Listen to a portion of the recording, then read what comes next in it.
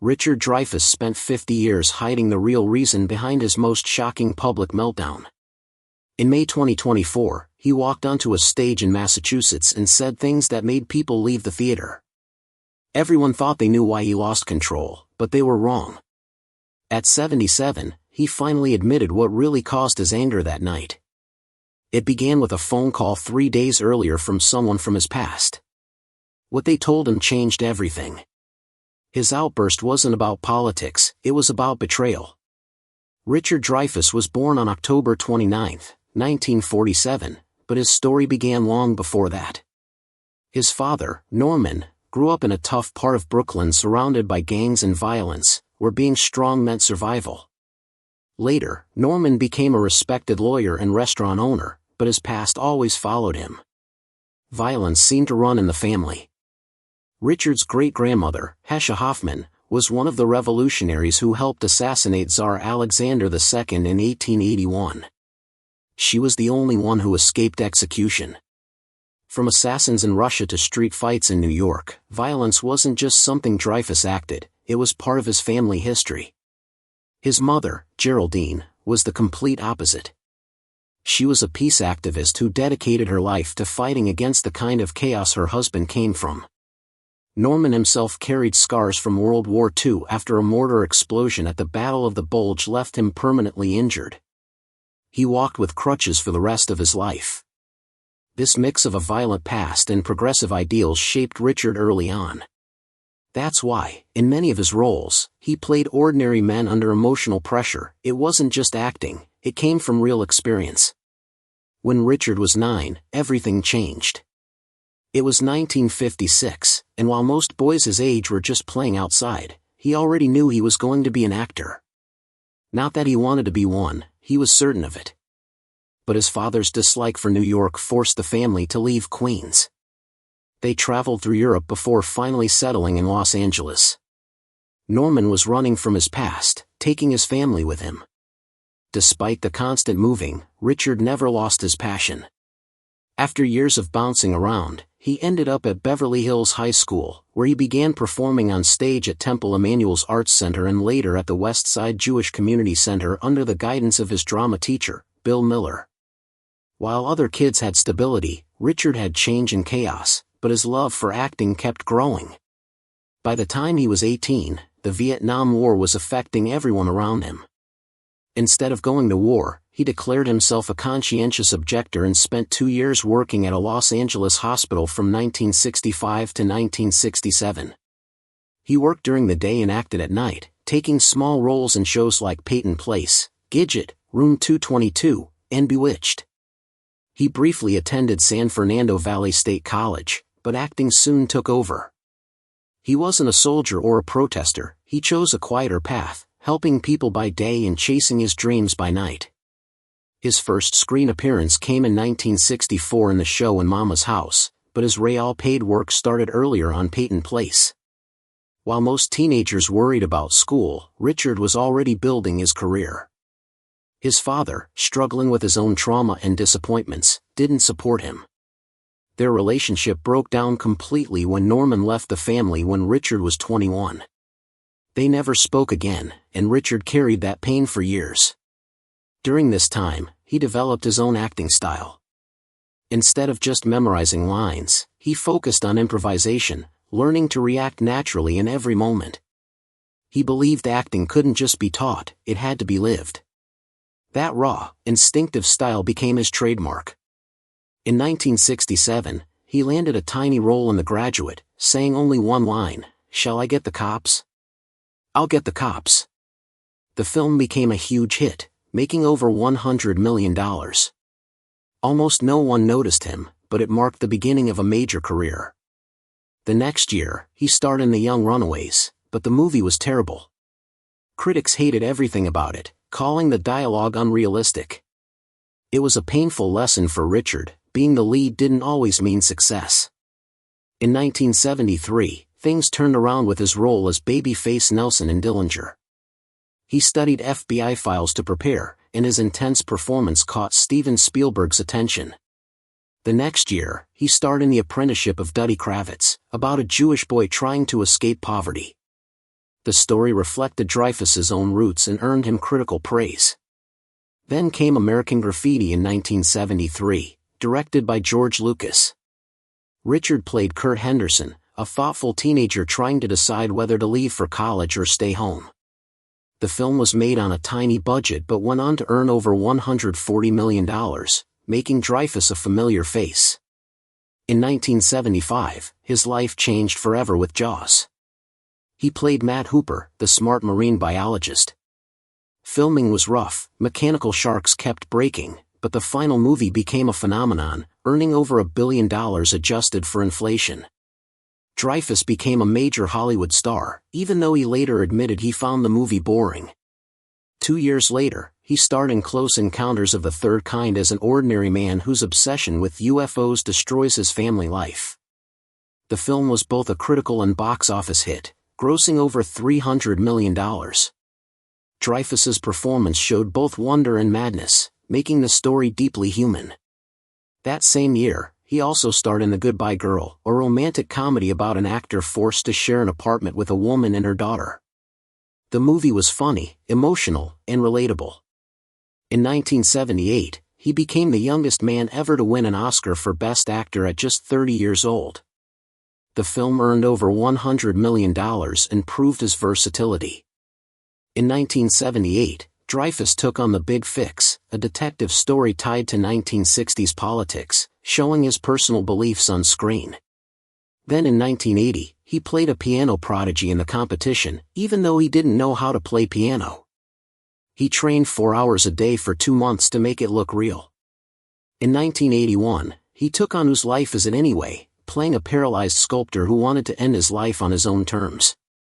The film sparked debates about euthanasia and the right to die, and critics praised his balance of humor and emotion. After a few quiet years, Dreyfuss made a big comeback in 1986 with Down and Out in Beverly Hills, a wild comedy that became Disney's first R-rated movie. It was a hit, earning over $60 million and reviving his career after his public struggles with addiction. In 1987, he starred in Tin Men with Danny DeVito, playing 2 rival salesmen in a hilarious, escalating feud. Through all the highs and lows, Dreyfuss built a career that mixed intensity, humor, and heart.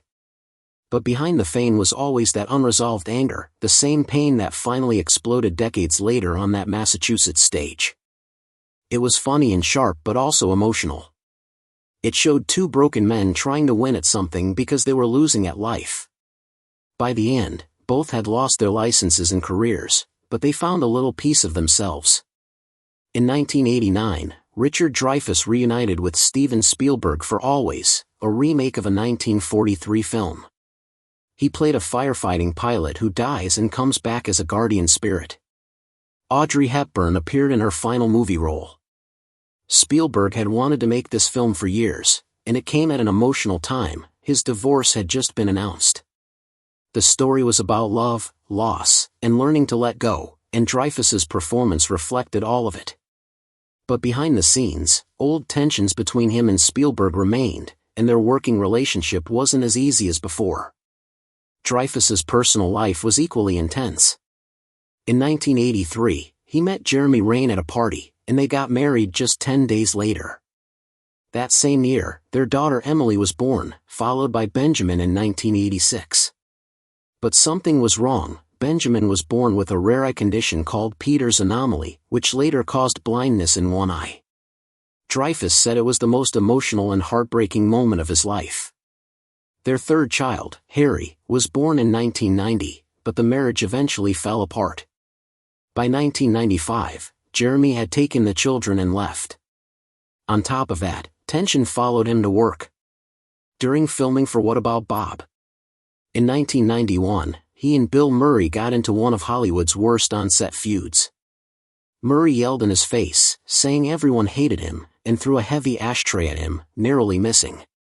He even tossed their producer into a lake. Dreyfuss later called Murray a drunken bully and refused to talk about the movie for years. In 2020, he finally said he might write Murray a note someday and let it go.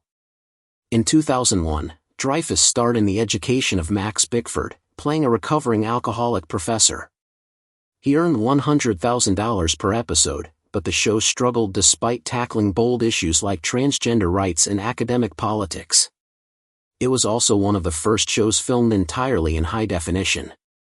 After low ratings and backstage chaos, CBS canceled it after just one season. In 2008, he played Dick Cheney in Oliver Stone's political film W. The role was originally offered to Robert Duvall, but when he refused, Dreyfuss stepped in. The set was full of conflict, he and Stone argued constantly. Dreyfuss even criticized Stone in interviews, calling him controlling. He shocked audiences by defending Cheney and blaming the American people for not standing up during the Bush years. The film didn't do well, earning under $30 million on a $25 million budget. At 63, Dreyfuss surprised everyone again by joining the 2010 action movie Red alongside Bruce Willis and Helen Mirren. He played an arms dealer named Alexander Dunning and even did his own stunts. He trained for 3 months and got a few minor injuries but refused to use a stunt double. The film made $199 million and earned a Golden Globe nomination. In 2016, he played Bernie Madoff in the ABC miniseries Madoff. To prepare, he spent 6 months studying court records, interviews, and victim stories. He lost 15 pounds and dyed his hair silver. Some victims sent him death threats, angry that the story was being dramatized, but critics praised his performance. He didn't try to excuse Madoff, he made him human. Then in 2019, at 72, he starred an astronaut, playing an elderly man who still dreams of going to space. The story reflected his own struggles with aging and depression. He revealed that he had battled bipolar disorder for years. The film was shot in freezing Canadian weather over just 24 days. It wasn't a big hit, but it was a quiet, touching role that showed his heart. Back in 1982, long before these later roles, his life had nearly ended. He passed out behind the wheel of his Mercedes-Benz 450 SL and crashed into a palm tree in Benedict Canyon. He woke up hanging upside down, still strapped in by a seatbelt he didn't remember fastening. Police found cocaine and painkillers in the car, and he was arrested. But that night haunted him for another reason. He kept having visions of a little girl in a pink dress and glasses. She appeared during wild parties and in his dreams. Then, on November 19, 1982, he quit drugs cold turkey. Exactly 1 year later, his daughter was born, wearing horn-rimmed glasses. Dreyfuss later said he didn't know if she was the same spirit that warned him or the child he was meant to save. But not all his battles were internal. In 2012, he sued his own father and uncle. 20 years earlier, he had given them $870,000 after they claimed there was a family emergency. They used the money to secretly buy a 13-story building in downtown Los Angeles and told him he only owned 10%, even though he paid for nearly a third of it. They later won a $5.5 million settlement but didn't give him anything. Dreyfuss had already taken them to court once in 2008. It was a painful reminder that even with fame, betrayal could still come from family. Then came 2024, when he made headlines again. During a Jaws screening in Massachusetts, he made offensive comments about transgender rights, causing many people to walk out. Around the same time, his son Ben posted on Twitter about outrageous family behavior, and everyone assumed it was about his father. Ben later explained he was joking about his sister buying an Android phone. Despite their differences, Ben said he still supported his dad, but the public tension showed how their disagreements had become part of their lives online. Years earlier, in 2008, Dreyfuss had tried to make a difference in another way. He started a civics education project after realizing how little he knew about government growing up. He even studied at Oxford for 4 years to create a civics program that used storytelling and community discussions. It was tested in Texas schools, where students formed Sons and Daughters of Liberty clubs. He said it wasn't about politics, it was about fixing a regret from his past. Still, conflict seemed to follow him. During Jaws, he clashed with Robert Shaw, who called him arrogant and inexperienced. Shaw constantly mocked him, even daring him to climb the boat's mast for $100. Spielberg said Shaw was possessed on set, and actor Roy Scheider admitted Shaw believed Dreyfuss needed to be put in his place. that tension made their scenes in the movie feel even more real. In 2008, similar drama unfolded during W, when he fought constantly with Oliver Stone. Dreyfuss later called Stone a fascist and said working for him was like working for Sean Hannity. Stone fired back, claiming Dreyfuss couldn't remember lines and had to use cue cards. Years later, Dreyfuss was still bitter about it, saying Stone was jealous he didn't win an Oscar. In 2017, as the hashtag #MeToo movement grew, writer Jessica Tyke accused Dreyfuss of sexual harassment, claiming he exposed himself to her in 1987. He denied exposing himself but admitted to inappropriate behavior he thought was consensual. The situation became more complicated because just days earlier, he had publicly supported his son Harry, who accused actor Kevin Spacey of groping him when he was 18.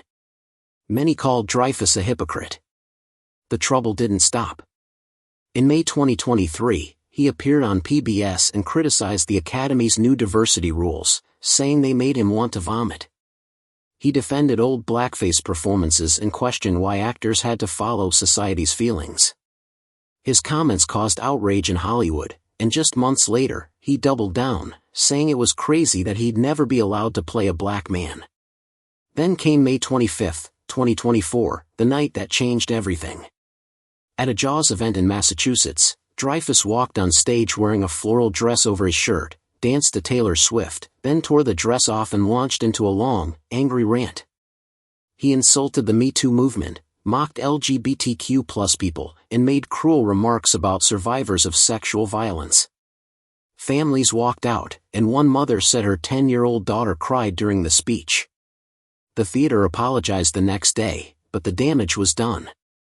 3 days later, that same venue hosted an event about fighting discrimination, which made Dreyfuss's words seem even more shocking. Once again, his son Ben was left to calm the storm.